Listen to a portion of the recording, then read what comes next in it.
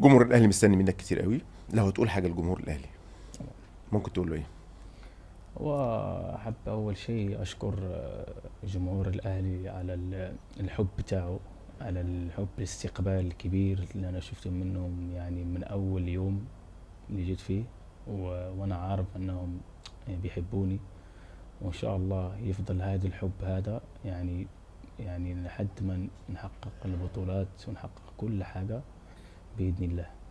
ونتمنى يعني أنهم يساندونا في المباريات اللي جاية، ويوقفوا معانا ويشجعونا. يعني الفترة دي محتاجين لهم أكتر. أي حد معانا في الفريق وهم عارفين جمهور كبير بيفهم في الكورة، أنه يوقف معانا ويوقف مع كل لاعب، عشان في الفترة دي احنا مش محتاجين نعمل أي غلطة أو أي ضغوطات على أي لاعب، كلام جميل. عشان نوصل اللي كلام احنا جميل. عايزينه إن شاء الله في آخر السنة.